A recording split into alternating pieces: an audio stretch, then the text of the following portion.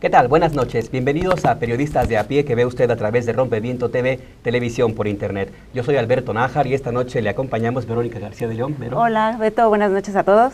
Majo Ciscar. Majo. Hola, buenas noches, ¿cómo están? Y nos acompaña el abogado fiscalista Luis Pérez de Hacha. Bienvenido. Un gusto estar aquí con ustedes. Vamos a tocar un tema, invitamos a Luis Pérez de Hacha, porque vamos a abordar un tema relativo con los impuestos. ¿Sabía usted que esta miscelánea fiscal, todo este cúmulo de impuestos que se están planteando desde este año, están eventualmente violando sus derechos humanos? Y para eso estamos aquí, para conversar de ese tema, ¿no, Vero? Así es, no es una simple percepción que tenemos todos de que pagamos muchos impuestos o que los impuestos son injustos, sino que realmente hay algo de fondo y algo de cierto en eso en términos legales. En términos legales hay acciones de inconstitucionalidad en la Corte, de eso platicaremos en un minuto. Y otro tema tiene que ver con la iniciativa preferente que envió el presidente Enrique Peña Nieto para una ley de protección a la infancia. ¿Es así, Majo?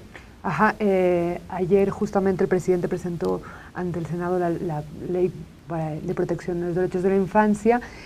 Esto tiene importancia porque quiere decir que en este nuevo periodo legislativo se pone mucho énfasis en eso, pero vamos a ver con especialistas del tema qué tan buena puede ser esta ley. Pues como ve usted, el programa va a estar bueno, no se vaya, enseguida regresamos.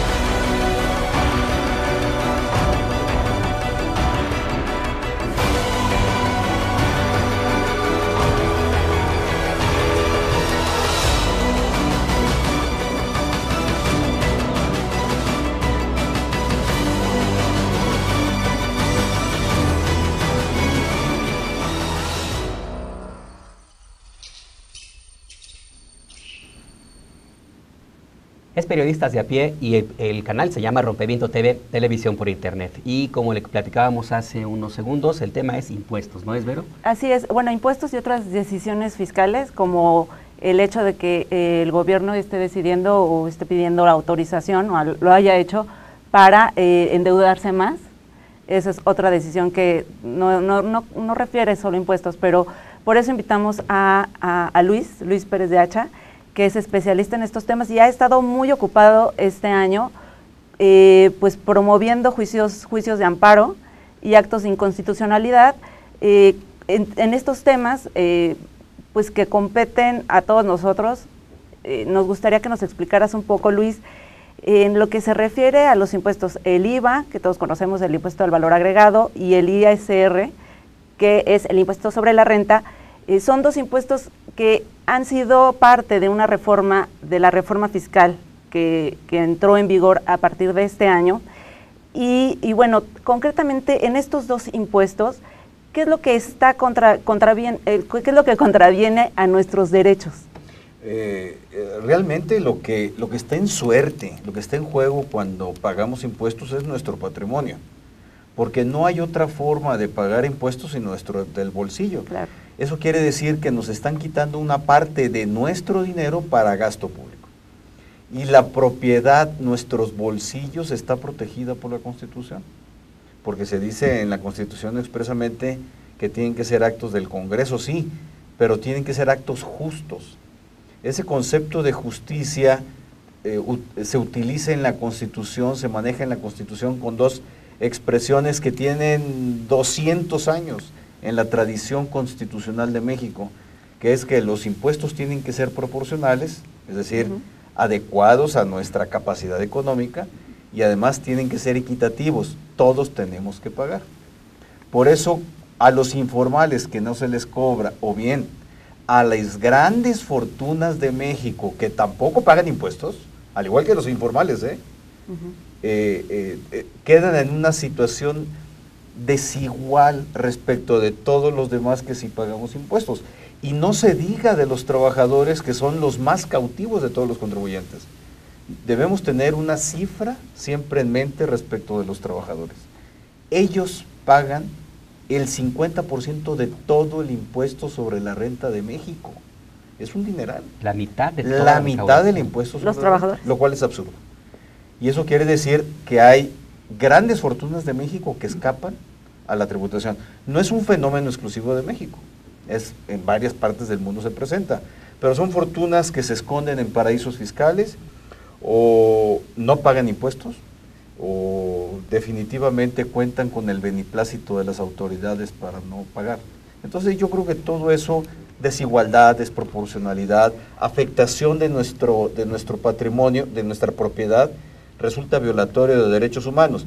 Pero incluso si los manejamos intuitivamente, eso es lo que nos da una sensación como de frustración cuando pagamos impuestos. Pero no entraríamos como en el ámbito de la subjetividad de decir, bueno, a todos nos parecería de alguna manera injusto lo que nos cobran, pero no, o sea, también recibimos servicios por el pago de nuestros impuestos. Entonces, ¿cuándo un impuesto es injusto? ¿O cómo podemos decir que la reforma que se hizo al IVA o al ISR es injusta y podríamos en todo caso ampararnos o no sé? Estoy de acuerdo contigo que el término injusto es totalmente subjetivo. Oye, se me hace injusto algo. Sin embargo, sí hay unas referencias constitucionales. También hay que tomar en cuenta una cosa, Vero, Majo, Alberto, que nunca en la historia de la humanidad y hoy por hoy en ningún país del mundo a ningún contribuyente le gusta pagar impuestos. Bueno, eso se llama resistencia fiscal.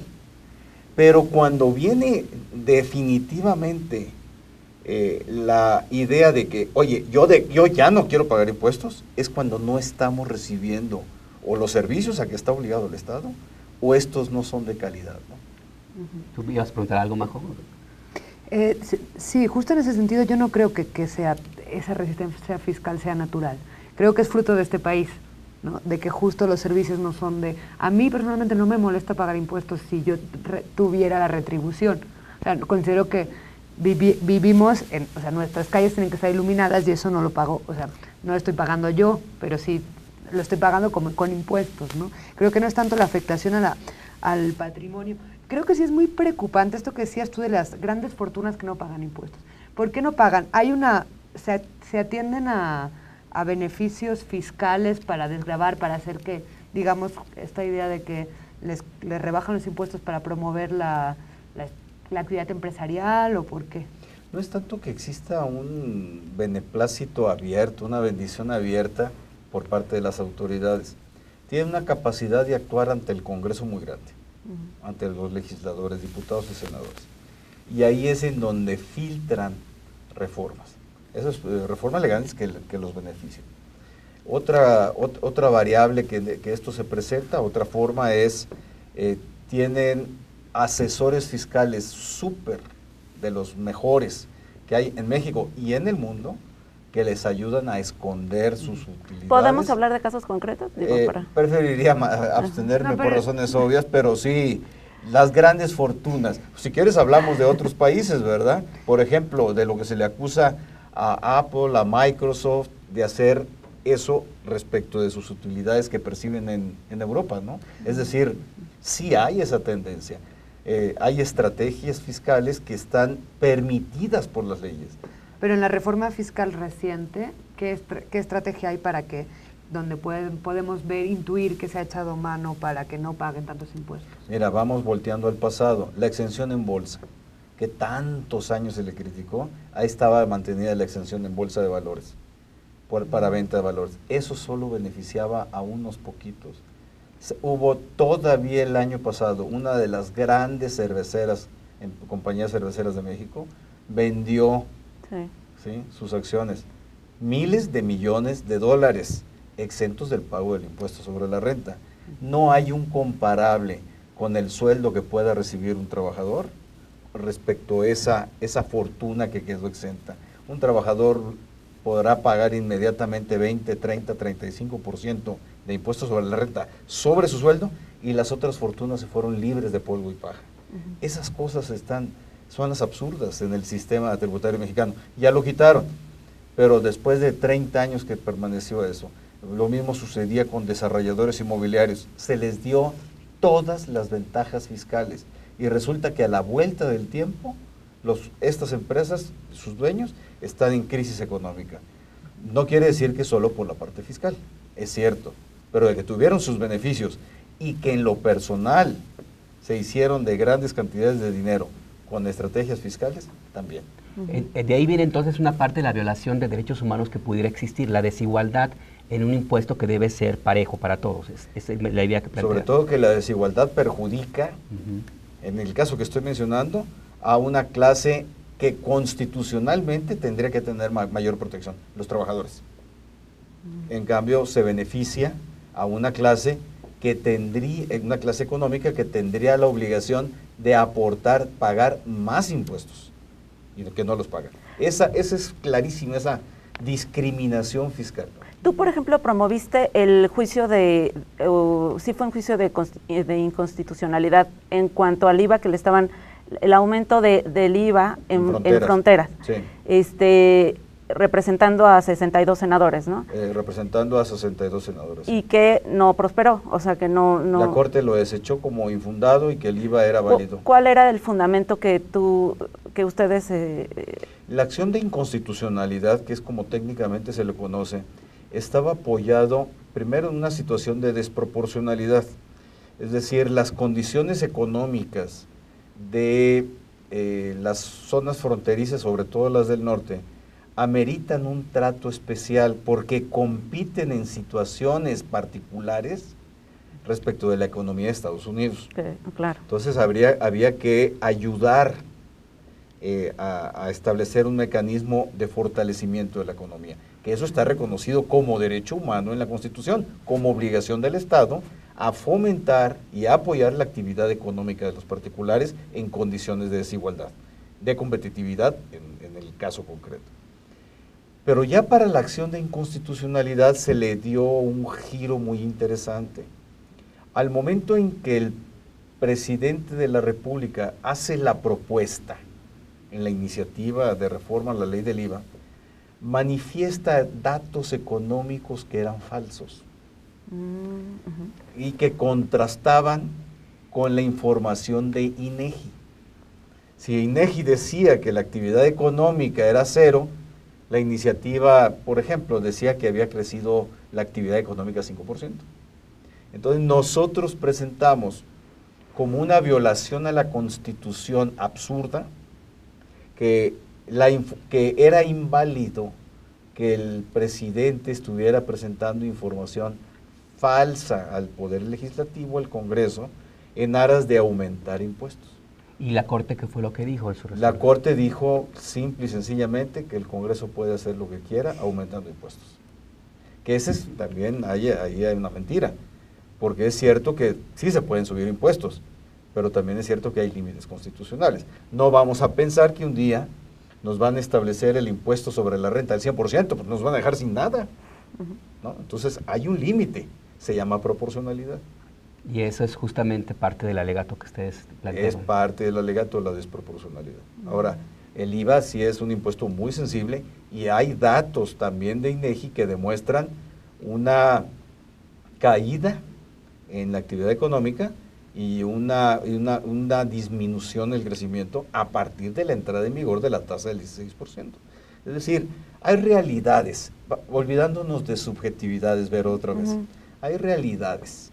Y esa realidad nos lleva, por ejemplo, a otro absurdo. Perdón, Luis, ¿te parece que lo sigamos platicando después de la pausa? Sí, tenemos unos segundos, enseguida volvemos. A publicidad y regresamos. Sí, regresamos ya.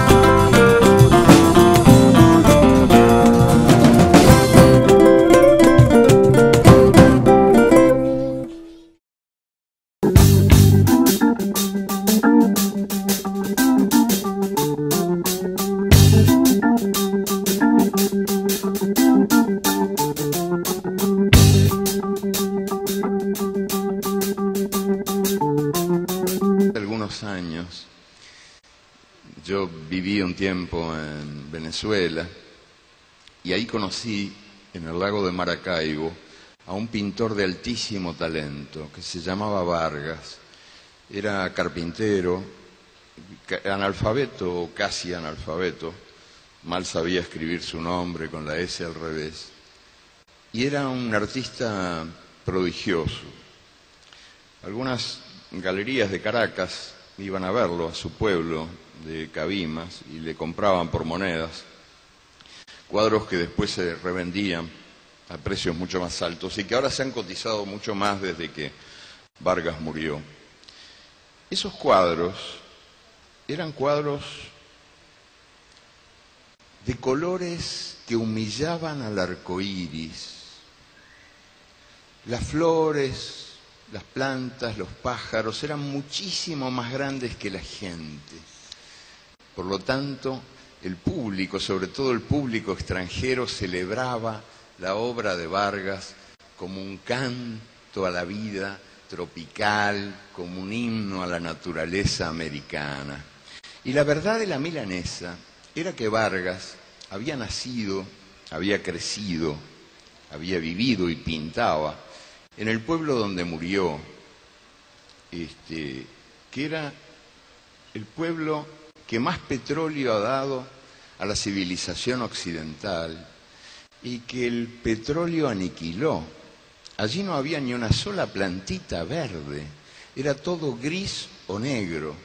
Hasta las aguas del lago eran turbias y los peces habían muerto hacía mucho. El arco iris, cuando salía en blanco y negro, blanco y preto. Y los urubús volaban de costas y los buitres volaban de espaldas. Y entonces, en ese lugar fétido, espantoso, este hombre creó esa pintura prodigiosamente bella. El programa se llama Periodistas de a Pie y lo ve usted a través de Rompeviento TV, televisión por internet. En el corte estábamos platicando un tema que me parece que es interesante que lo planteemos en la mesa, Majo. Hablabas de esa disparidad que existe entre lo que pagas de impuestos y lo que recibes en servicios, y hablábamos de casos de Estados Unidos, que es el referente más cercano de muchos mexicanos. ¿Por qué no recreas un poquito esto que estábamos platicando en el corte, Majo? Bueno, en el caso de Estados Unidos estábamos hablando más de la frontera, que es lo que venía hablando Luis.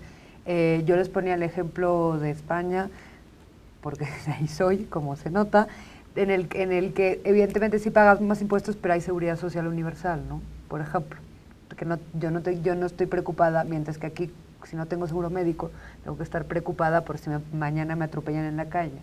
Entonces ahí había como una diferencia de sensaciones al hecho de pagar impuestos.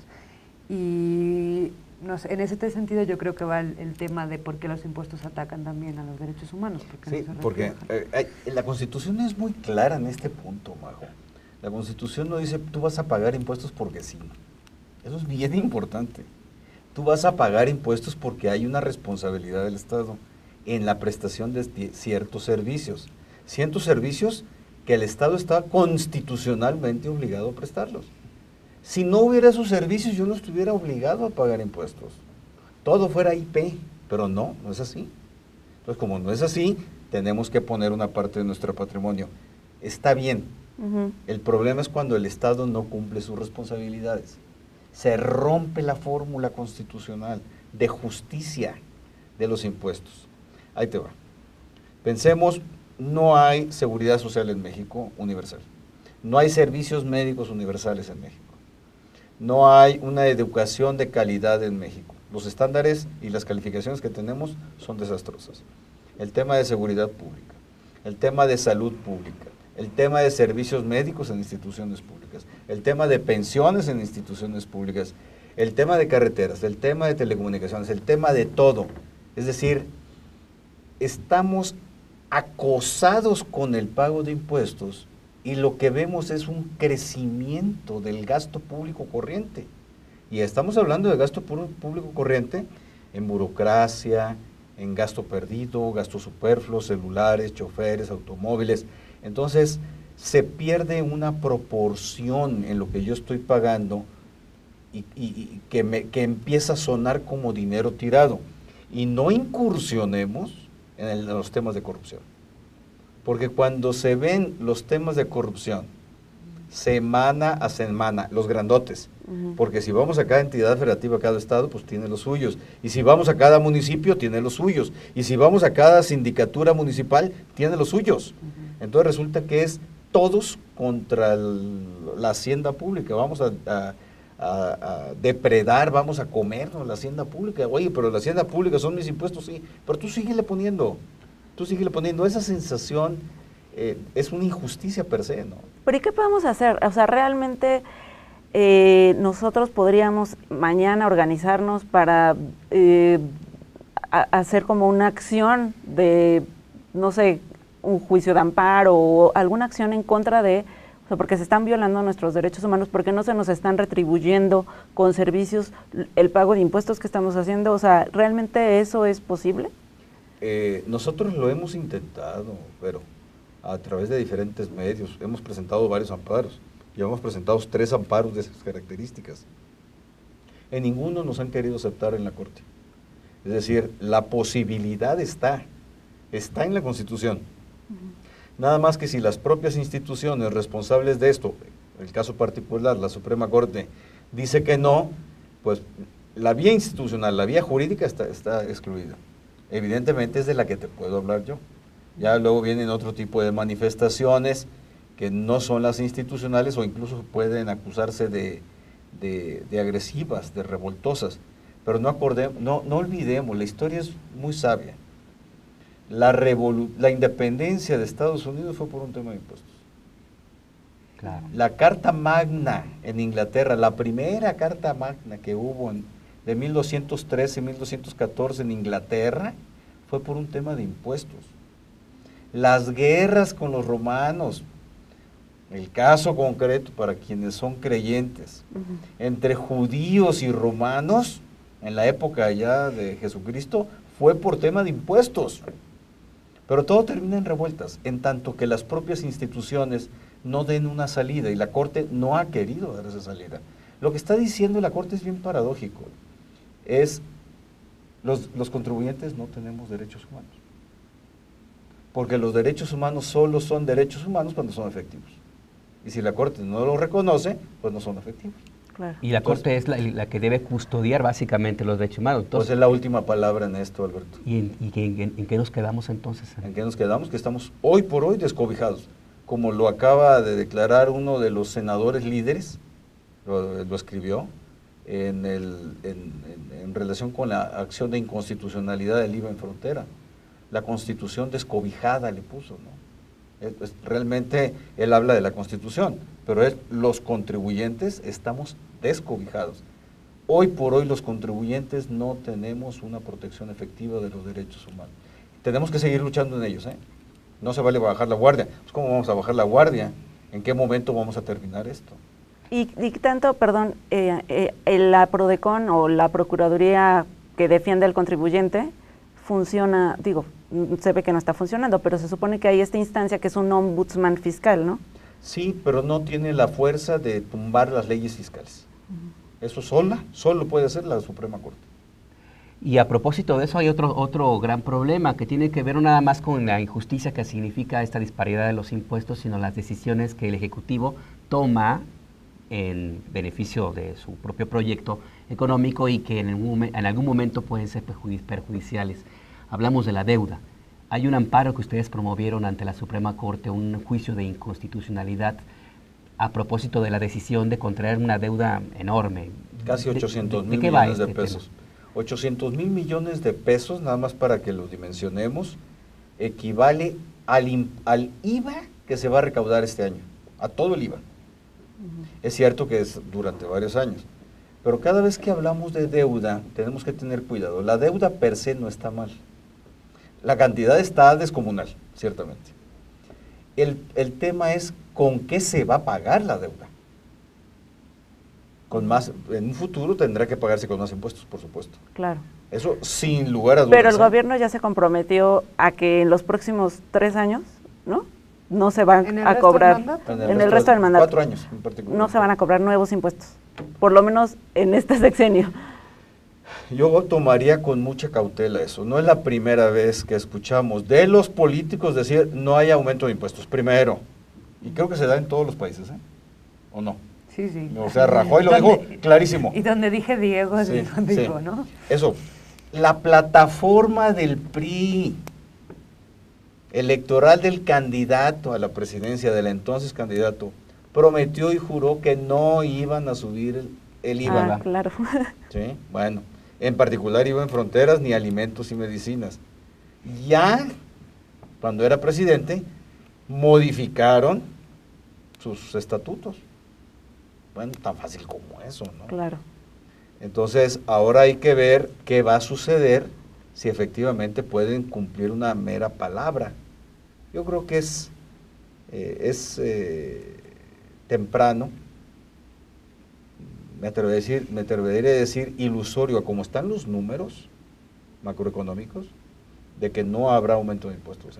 La recaudación, a pesar de que nos la cantan mucho que ha aumentado, son cacahuates al lado de lo esperado y sobre todo al lado de lo que se está gastando y de lo que nos hemos endeudado. Gastamos 280,000 pesos más en un año, de julio a julio, julio 2013 a julio 2014. 280,000 millones. 280,000. Millones. Sí, millones. O sea, es mucho pues, ¿no? Una Y cosa, nada más Luis, recaudamos más, o sea, se aumentó en 90,000 millones. Es decir, gastamos 190,000 millones más. Claro. Y de eso fue IVA, lo más.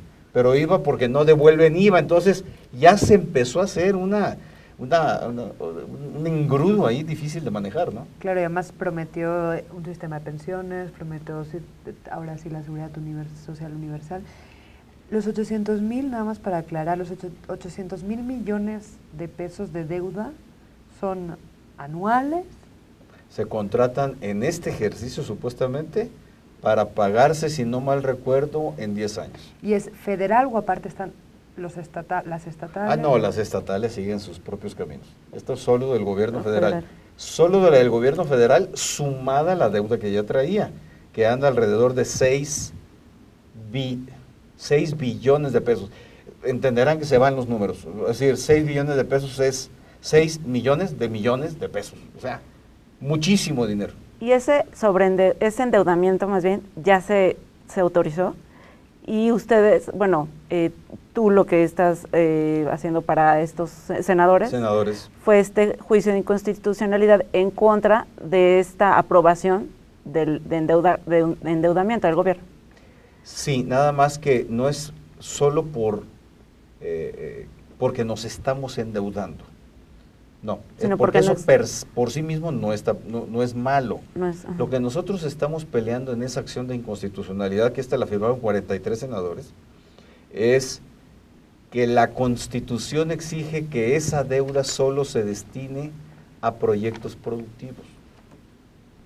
Y al momento en que se pide la deuda adicional, no se establece que se destinará a proyectos productivos, ni se señala cuáles proyectos productivos. Es decir, préstenme porque yo me lo quiero gastar. Es como si vas al banco a pedir dinero. Oye, préstame 100,000 pesos. ¿Y para qué? Pues para gastármelos, ¿no? No te va a decir el banco. Primero, ¿cómo vas a garantizar que pagas? Bueno, aquí no está establecido. Por eso la Constitución lo establece de esa manera. Y es una reforma desde 1970 y tantos, en la época de López Portillo, que fue cuando tuvimos muchos problemas en México de endeudamiento. Por eso se estableció esa condición, que es la misma condición que tienen los estados y que no se cumple, ¿eh? No se cumple. El tema deuda en México no se cumple en las condiciones constitucionales. ¿Y cuándo se espera que se resuelva esta...? Está por resolverse probablemente en un mes a más tardar. Pero como está la Corte con estas decisiones que Pues, ha tomado en previas... Nosotros anticipamos que la vamos a perder. Qué mal. Pues vaya, pues este es un tema apasionante, la verdad que es, como tú planteabas, tiene mucho que ver con el entorno cotidiano de todos nosotros, de una u otra manera, y saber o entender que puede constituir el pago de más impuestos y la forma como se hace una violación a tus garantías siempre causa algún problema. Pues muchas gracias, Luis Pérez de Hacha, abogado fiscalista, gracias por acompañarnos. Gracias. Todos somos contribuyentes de pie. Todos somos contribuyentes de pie. Nosotros regresamos enseguida.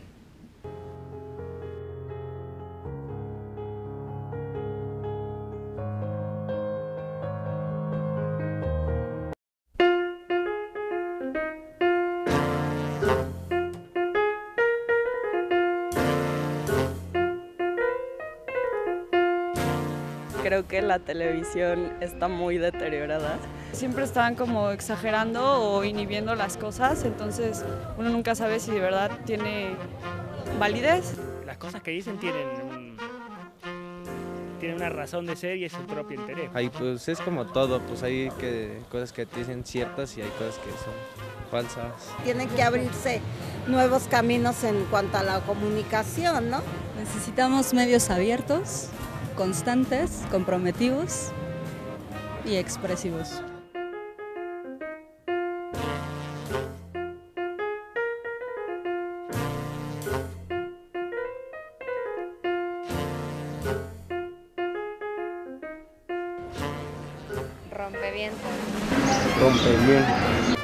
Rompeviento, pero ¿a qué te refieres? Me suena como a una chamarra. Pues a un accesorio como de lluvia. Ay, pues yo no me imagino nada, pero yo quisiera saber qué cosa es para que yo aprenda. Pues que va a romper con todas las normas, que va a hablar de lo que es y de lo que no puede uno dejar pasar. Pues algo para atajar el viento, ¿no?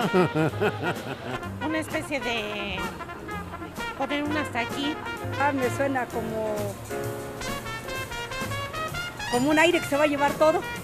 Rompevientos, pues con eso de que ahora está con el volcán, que para un lado, que para otro, que la ceniza se va. Y total que a veces le atiran y a veces no.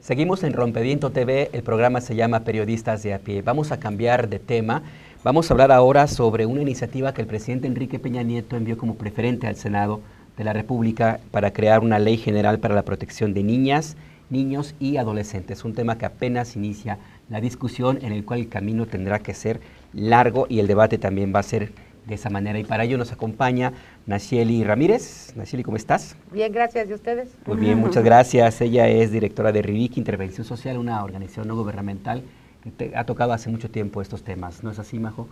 Hablemos específicamente de esta propuesta de ley. Creo que Nacheli nos lo puede contar mejor, pero básicamente el presidente en este nuevo periodo de sesiones metió como prioritaria esta ley, cosa que hizo pensar que sí le están poniendo mucho interés, pero viene después de un verano cargado de las noticias del acoso escolar, que empezaron en mayo desde hacerse una bola muy grande después de la muerte del niño en Tamaulipas, y que hemos visto que el inicio otra vez del periodo escolar ha estado marcado sobre todo acá en el DF, pero también en el resto de la República por temas de acoso, por cifras. También por los niños, la tragedia de los niños migrantes, ¿no?, que viajan solos. Hay una gran cantidad de eventos que están pasando a los niños y que vemos que el Estado no está dando respuesta, porque justo tiene una ley del 2000, si no me equivoco, que no establece ningún tipo de mecanismos, pero mejor que nos explique Nacheli, que también es consultora de la Comisión de Derechos Humanos en temas de infancia, ¿qué es lo que está pasando? A ver, lo que pasa es que la ley que teníamos era una ley federal que se emitió en el 2000, porque en ese entonces no se había cambiado específicamente el artículo 73 de la Constitución. En el 2011, en esto que llamábamos el bloque constitucional, no nada más se modificó el artículo primero, sino también el artículo cuarto, que establece el interés superior de la niñez, y sobre todo específicamente el artículo 73, que hace competencia de la infancia y de materia de infancia exactamente para la generación de leyes concurrentes, lo que no existía en el 2000. Es decir, eso es paradigmático, porque entonces lo que presiona es exactamente a crear una ley general en donde haya concurrencia de los estados y haya una mayor presencia en lo que tú vas a, digamos, a legislar, y que esto tenga impacto y responsabilidades en todos los niveles de gobierno. Entonces, digamos que la discusión de modificar esta ley federal del 2000, que no tenía mayor cosa más que ser declarativa, era muy importante a partir del 2011, y es una discusión que se vino generando en el ámbito de la discusión de infancia desde el 2012. En el 2012, un poco antes de que acabara la legislatura pasada, hubo una propuesta en ese entonces de la Comisión de Grupos Vulnerables de una nueva ley.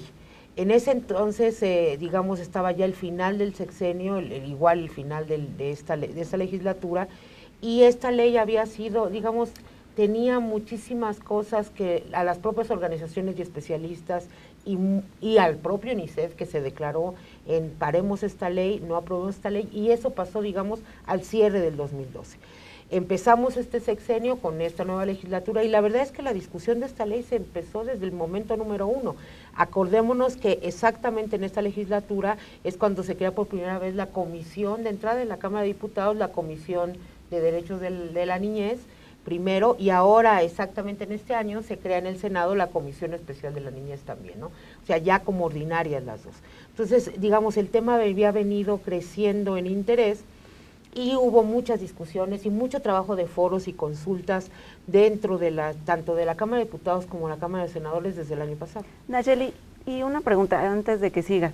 Toda esta cuestión, o sea, todo lo que se tenía legalmente, en los hechos, ¿qué era qué provocaba o cuál es el escenario que tenía la niñez por estos antecedentes que hay? Es bien, fíjate, bien sencillo. Nosotros teníamos una ley federal desde el 2000 y supuestamente tendríamos que haber tenido las contrapartes y espejos locales a partir de esa ley federal, y esa fue publicada en el 2000.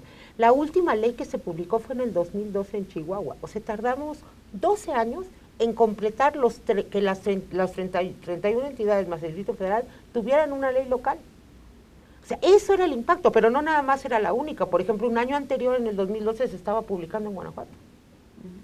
Y luego, paradójicamente, tú pensabas, decías, bueno, después de 12 años estarían como más de avanzada. No, estas leyes iban como en retroceso de lo planteado en el 2000, porque hay una suerte como de pánico moral con relación a niños, niñas y adolescentes últimamente. Y entonces, por ejemplo, es muy fácil oír en la opinión pública o igual en administradores que son responsables, decir que pues muchas de las cosas que pasan con los niños hoy en día tienen que ver porque ya tienen derechos, ¿no? O porque se dicen que tienen derechos, ¿no? Entonces, por ejemplo, estas leyes ponían una suerte de tienen derechos pero obligaciones, lo cual es un absurdo, porque finalmente en infancia, sobre todo, el mundo adulto es quien tiene las obligaciones con los niños de entrada. Y además, si ustedes se dan cuenta, el cuerpo, digamos, de derechos, cuando tienes un enfoque, naturalmente va ligado a las responsabilidades que tenemos todos cuando ejercemos derechos, ¿no? En este caso los niños también, pero también, por ejemplo, pues el derecho a la educación para un niño será un derecho o será una obligación. ¿Sí me entienden? O sea, es como absurdo, pero es más bien esta visión conservadora y rigorista que le va metiendo. Entonces, estas últimas leyes, podría uno pensar, bueno, iban avanzada con el rollo. No, iban exactamente a contracorriente. Pero entonces tuvimos 12 años en donde teníamos una ley federal con muy pocas, digamos, atribuciones y avances, y los estados, pues naturalmente en el vacío. Y esta nueva ley que propone el presidente Peña Nieto, ¿tendrían que volverse a modificar las legislaciones locales? ¿Es volver a empezar? Sí, y es importante, pero además yo creo que está bien. A ver, ¿por qué? Porque aquí sí las obligas. O sea, hay una concurrencia, hay una obligación, y de hecho uno de los transitorios es, ellos quieren, acuérdense, a ver, la ley preferente tiene que estar aprobada o no en 30 días naturales. O sea, tenemos el mes de septiembre. Todos los transitorios que está planteando la iniciativa está hablando de modificaciones que no llevan más de 180 días. O sea, en 6 meses tienen que reestructurar un montón de cosas, empezando porque de entrada hay una obligación para los estados y para la Asamblea Legislativa de prever presupuesto para lo que esa ley está aplicando. Claro. ¿No? Entonces, digamos que sí se acelera mucho el asunto. Yo coincido con Majo en términos de que este último año, o sea, el antecedente que el año pasado ya se venía discutiendo, había iniciativas en la Cámara de Senadores, iniciativas específicamente en la Cámara de Diputados a través de la comisión recién formada ordinaria de la niñez en la Cámara de Diputados. Hay debates, hubo seminarios promovidos en ambas cámaras y en otros espacios, no nada más por el legislativo, sino también por UNICEF y por varios espacios de organizaciones. Y digamos, nosotros estábamos en la espera de tener una ley y de avanzar sobre esta lógica de una ley general concurrente, como en términos de aprovechar el espacio, ¿no? Y sobre todo, además, porque en noviembre cumplimos 25 años, la Convención de los Derechos del Niño cumple un cuarto de siglo, y nosotros decíamos, pues México se está quedando atrás, necesitamos más armazón de garantía y de protección de derechos de niños. Lo que pasa es que este año sucedieron muchísimas cosas de las que ya mencionaron, y entonces el Ejecutivo se metió mucho más. Y ya estaba previsto, de hecho, en el Plan Nacional de Desarrollo había una línea estratégica que decía que se iba a promover una reestructuración, una reingeniería para la defensa de niños y niñas, entonces de sus derechos, ¿no? Entonces creo que ya venía dibujándose, y con todo esto que ha venido pasando, digamos, se ha escalado en términos de la problemática que viven pues casi la mayoría de los 39 millones de niños, niñas y adolescentes mexicanos en este país, ¿no? Que en pocas palabras es una niñez y adolescencia o adolescentes desprotegidos. Sí, yo sí lo creo, en toda su extensión. Entonces, digamos, esto es, pues, desde mi punto de vista, la manera en que tendríamos que ver la lectura de cómo viene. Esto, a ver, el gran problema ahorita es, digamos, el que los tiempos de analizar y poder meter modificaciones y mejorar la ley son muy limitados, ¿no?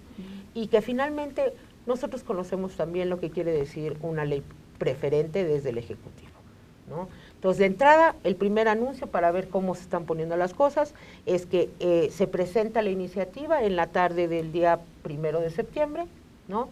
Y el día martes 2 de septiembre ya se remite a la Cámara de Senadores, paradójicamente, porque la verdad es que tendría que haberse remitido a la Cámara de Diputados, donde tenemos una comisión por primera vez y que había que fortalecer esa comisión ordinaria, pero bueno, la meten a la Cámara de Senadores y toman turno 6 comisiones de la Cámara de Senadores. Eso estamos viendo, y ustedes saben lo que implica que una iniciativa esté en manos de 6 comisiones que pidieron que la agarrarla, ¿no? Entonces, ahora están planteando en esta semana básicamente cómo le van a hacer, porque 6 comisiones revisando una ley, pues quieren hacer una comisión de las comisiones para revisar la ley, ¿no? Porque es una locura, porque además ellos emiten, pero son Cámara de Origen, sí, pero tienen que mandar a la Cámara de Diputados tiene que igual hacer sus aportaciones, y yo creo que lo tienen que hacer la Comisión de la Niñez, para eso está, y debemos fortalecerla como una institución que permanezca, ¿no? Y después tienen que regresarla a la Cámara de Senadores como Cámara de Origen para el día 30 de septiembre publicarla o no. Desde mi punto de vista la van a publicar. Pero vamos a ver en qué sentido queda. Vamos a hacer un corte, seguimos con este tema, no se vaya. Es Rompeviento TV, televisión por internet.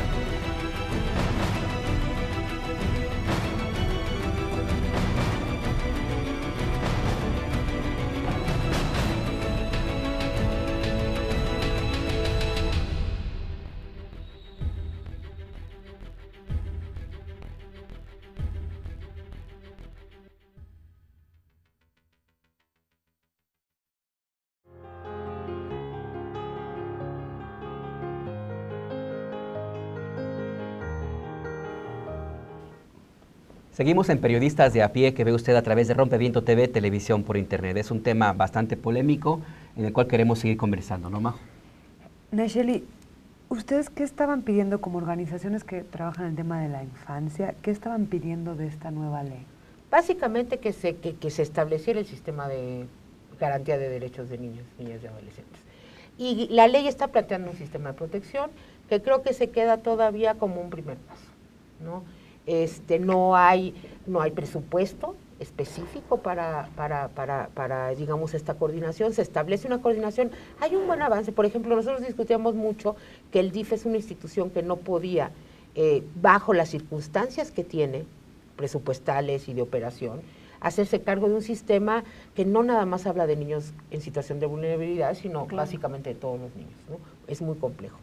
Y la verdad es que la integración del sistema no viene, digamos, como parte ejecutora, secretaria, presidencia. El DIF le subieron el nivel, el que preside es el secretario de Gobernación, hay la concurrencia de todas las secretarías, digamos, lo están armando con muy poca institucionalidad y mucho como en la lógica de la articulación.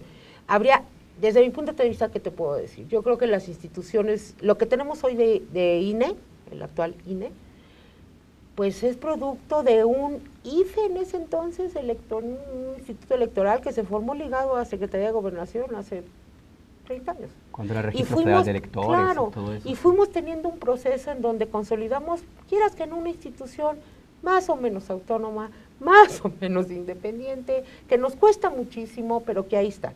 No, por lo menos no, o sea, les cuesta trabajo, no lo definen, no dependen de la Secretaría de Gobernación como lo que teníamos. Entonces, a mí, la verdad es que me preocupa el que no pudiéramos avanzar sobre esa lógica.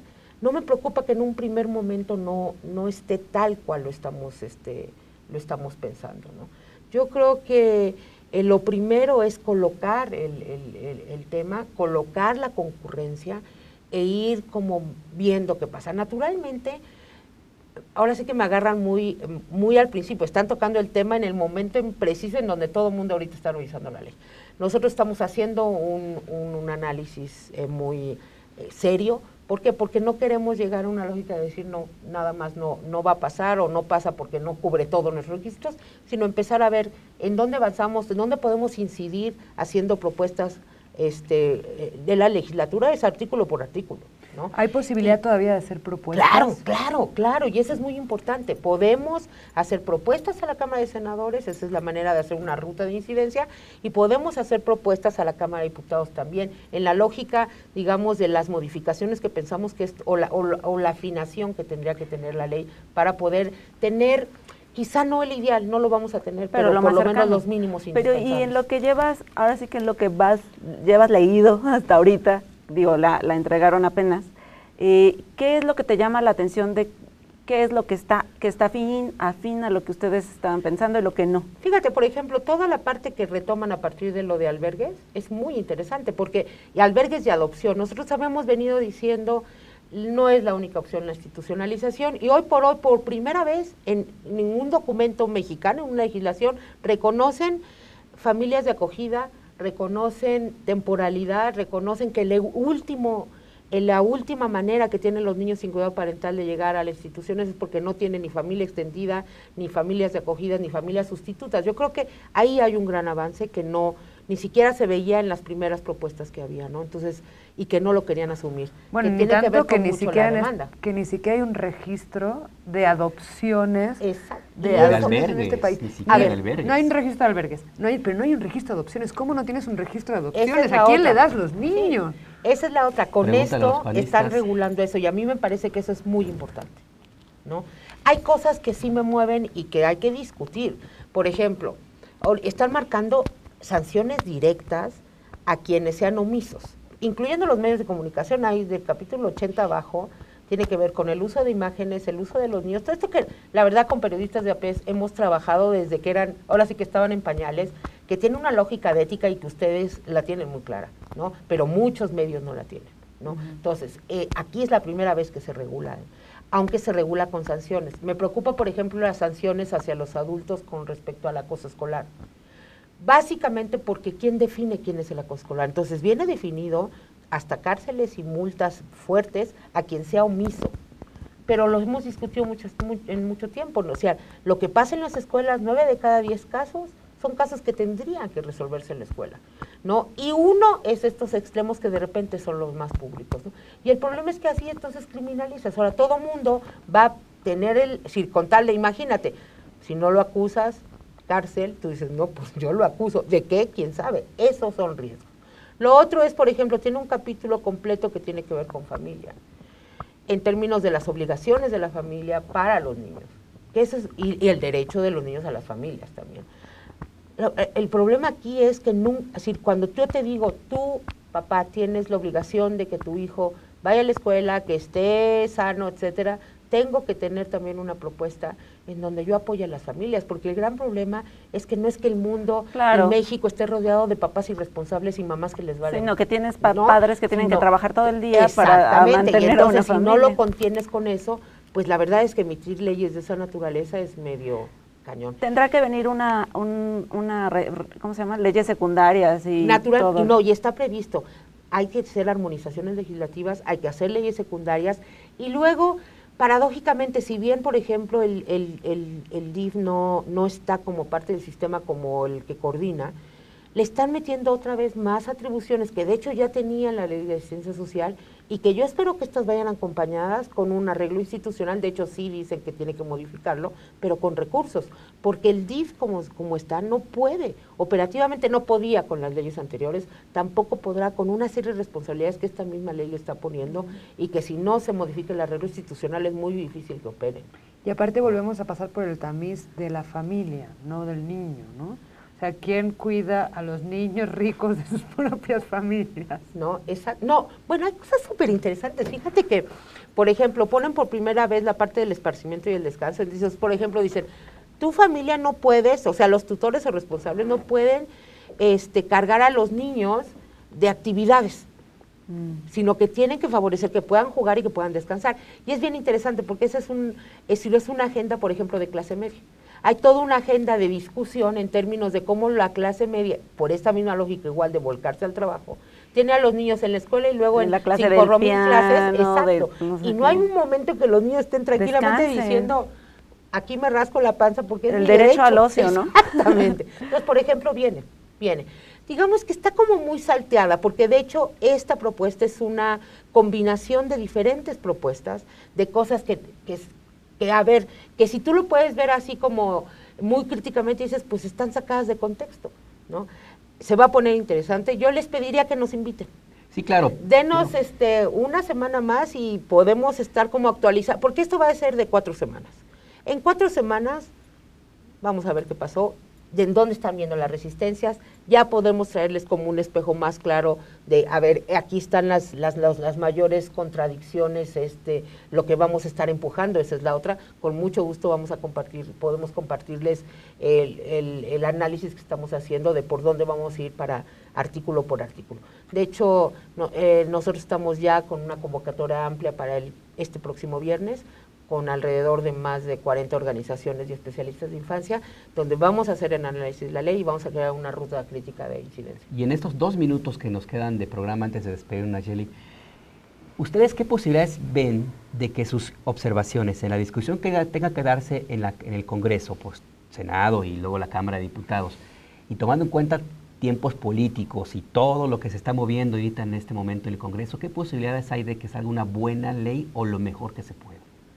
Pues mira, yo creo que si logramos ser lo suficientemente inteligentes para poder hacer digamos, una negociación, que es como se maneja en las cámaras y en la arena política, creo que podemos lograr algo. Como te digo, desde mi punto de vista, si no nos metemos en esa lógica, simplemente va a ser una ley que va a pasar tal cual, sin que nosotros tengamos ninguna incidencia mayúscula para poderla componer.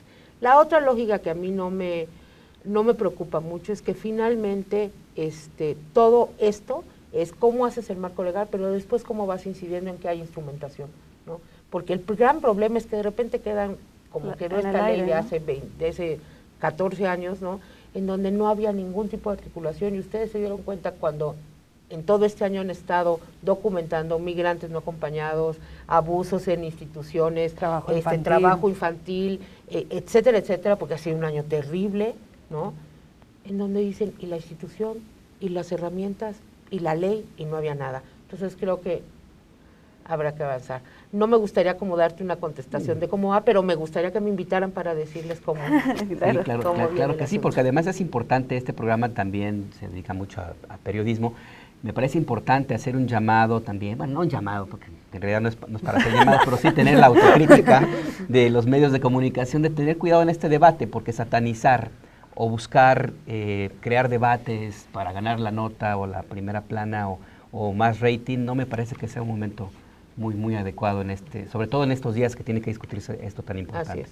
Pues Nacheli, muchas gracias por acompañarnos. Nos quedan un minuto, básicamente, simplemente para reiterarles que en Periodistas de a Pie estamos haciendo un esfuerzo por tratar de informar de temas como estos, tratar de que queden de una manera pues un poco más entendibles, tanto temas económicos como en de la situación de los niños de la infancia. Niños migrantes es un tema pendiente que tendremos que tocar también eventualmente. Lo vamos a abordar en algún tema más adelante. Más o menos un mes es la discusión que tiene que dar. Solamente. 30 de septiembre tiene que estar publicado. O sea, el próximo programa. El próximo programa tendríamos ya, nos toca en 3 semanas básicamente. Pues ya está el compromiso. Pues muchas gracias, le agradecemos el haber acompañado a Periodistas de a Pie en este programa. Vero, gracias. Gracias a todos. Majo, muchas gracias. Buenas noches. Y Nacheli, de nuevo, muchas gracias. No, gracias a usted. Y gracias a usted, lo esperamos muy pronto.